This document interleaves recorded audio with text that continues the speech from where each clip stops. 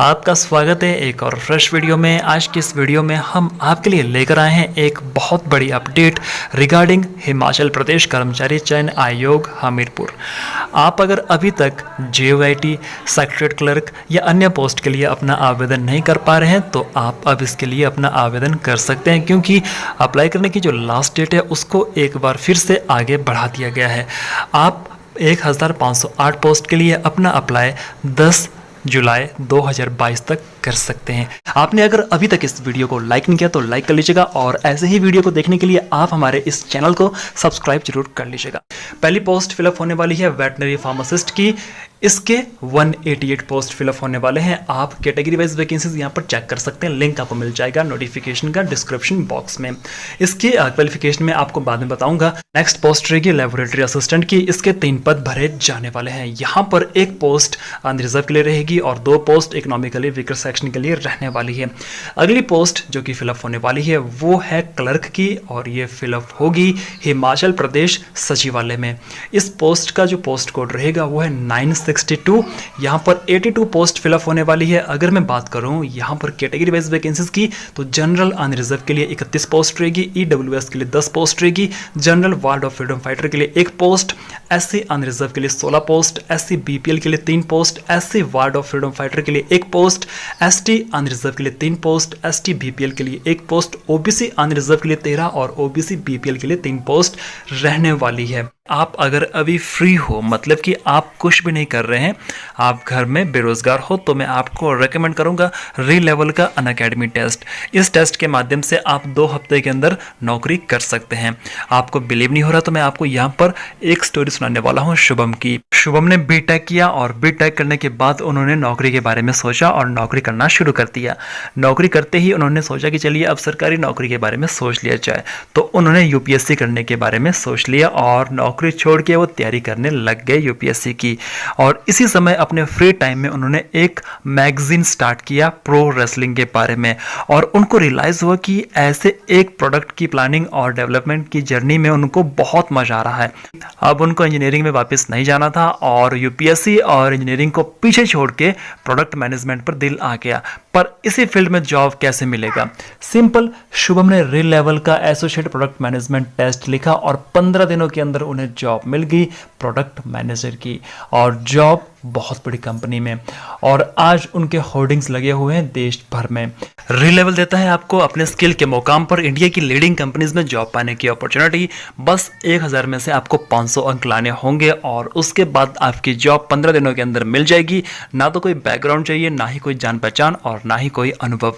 Test free है तो आप जितनी बार चाहे उतनी बार अटेम्प्ट कर सकते हैं। री लेवल ने अभी 5 नए टेस्ट कैटेगरी लॉन्च की है: project associate, electrical engineering, graphic designing, mechanical engineering और फाइनेंस। अब आपके पास 18 कैटेगरीज में टेस्ट देने का मौका है। आप वर्क रोल पा सकते हो जैसे business development, web developer, HR, product management और भी बहुत।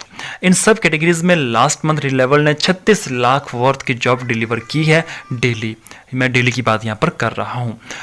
और साथ में यहाँ पर टॉप 3 कैंडिडेट्स को यहाँ पर आईफोन, मैकबुक और iWatch दी जाती है।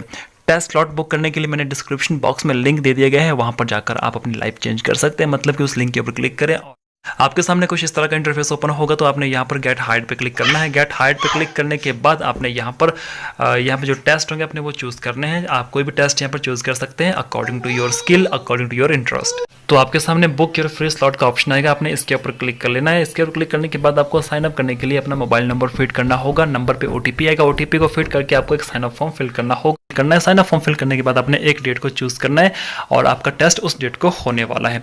Wish you all the best for your री लेवल टेस्ट। अगली पोस्ट यहाँ पर मेडिकल लेबोरेटरी टेक्नीशियंस की, तो इसके 24 पद भरे जाने वाले हैं। अब बात करते हैं यहाँ पर लॉ ऑफिसर ग्रेड 2 की, तो इसके 3 पद भरे जाएंगे और ये पद HP state electricity board limited में भरे जाने वाले हैं। अब यहाँ पर जो अगली पोस्ट है वो है JOIT, तो ये वेरियस डिपार्टमेंट में पोस्ट फिलअप होने वाली है। तो कुल मिला के सारी की सारी पोस्ट यहाँ पर रहेगी। 198। यहाँ पर डीसी मंडी में 12 पोस्ट फिलअप होगी, डीसी उन्ना में 10 पोस्ट, लैंग्वेज एंड कल्चर में 5 पोस्ट फिलअप होने वाली है, एचआरटीसी में 130 पोस्ट फिलअप होगी। इसके अलावा सेटलमेंट ऑफिस शिमला में 2 पोस्ट, हॉस्पिटैलिटी एंड प्रोटोकॉल में 1 पोस्ट, डीसी बिलासपुर में 7 पोस्ट। इसके अलावा हेल्थ एंड फैमिली वेलफेयर में 6 पोस्ट, लैंड रिकॉर्ड्स में 1 पोस्ट और इसके अलावा यहाँ पर है technical education, vocational and industrial training Sundarnagar में 24 पोस्ट फिलअप होने वाली है। अगली पोस्ट रहेगी असिस्टेंट कंप्यूटर प्रोग्रामर की, इसका 1 पद भरा जाएगा और यह अनरिजर्व यहाँ पर रहने वाली है। अगली पोस्ट यहाँ पर रहेगी ये है यहाँ पर प्रिजन एंड कॉरेक्शनल सर्विसेज डिस्पेंसर, तो यहाँ पर इसके 6 पद भरे जाने वाले हैं। अगली पोस्ट यहाँ पर है हॉस्टल सुपरिटेंडेंट कम पीटीआई, इसका 1 पद भरा जाएगा। अगली पोस्ट रहेगी इंस्पेक्टर लीगल मेट्रोलॉजी, तो इसके 3 पद भरे जाएंगे। फॉरेस्ट विभाग में जेई सिविल के यहाँ पर 11 पद भरे जाने वाले हैं। Himachal Pradesh state electricity board limited में लाइनमैन के टोटल जो पद भरे जाने वाले हैं वो यहाँ पर रहेंगे। यहाँ पर जो पोस्ट है वह 186 करते हैं क्वालिफिकेशन की, तो मैं यहाँ पर मेन पोस्ट के लिए क्वालिफिकेशन बताने वाला हूँ, बाकी आप नोटिफिकेशन के माध्यम से डाउनलोड कर सकते हैं। अगर मैं बात करूँ वेटनरी फार्मासिस्ट के लिए, तो इसके लिए आप कम से कम 12वीं पास होने चाहिए और साथ में आपने वेटनरी फार्मासिस्ट ट्रेनिंग कोर्स किया हुआ होना चाहिए 2 साल का। इसके अलावा अगर मैं बात करूँ क्लर्क की पोस्ट कोड 962, तो इसके लिए आपके पास कोई भी ग्रेजुएट डिग्री होनी चाहिए और साथ में आपकी टाइपिंग स्पीड 30 वर्ड्स पर मिनट होनी चाहिए इंग्लिश लैंग्वेज में, और हिंदी में 25 वर्ड्स पर मिनट की स्पीड आपकी होनी चाहिए। इसके अलावा अगर मैं बात करूँ यहाँ पर JOAIT, तो इसके लिए आप कम से कम 12वीं पास होने चाहिए, और अगर आप 12वीं पास नहीं है, आप सिर्फ 10वीं पास है और आपने इसके अलावा ITI से IT में डिप्लोमा या सर्टिफिकेट लिया हुआ, तो आप इसके लिए अपना अप्लाई कर सकते हैं। और टाइपिंग स्पीड आपकी यहाँ पर 30 वर्ड्स पर मिनट रहेगी इंग्लिश लैंग्वेज में और 25 वर्ड्स पर मिनट रहेगी हिंदी लैंग्वेज में। अगर बात करें यहाँ पर असिस्टेंट कंप्यूटर प्रोग्रामर की, तो इसके लिए आपके पास रेगुलर कोर्स होना चाहिए लाइक एस BE या BTech।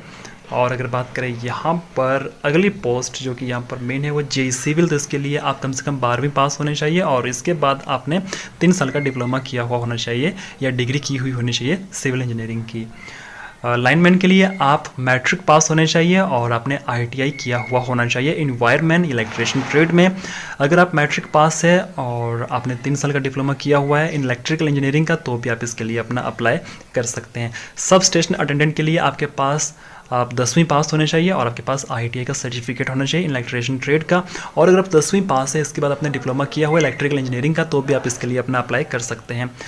इलेक्ट्रिशियन इलेक्ट्रिकल के लिए आप 10वीं पास होने चाहिए और आपके पास सर्टिफिकेट होना चाहिए ITI का in the trade off electrician trade.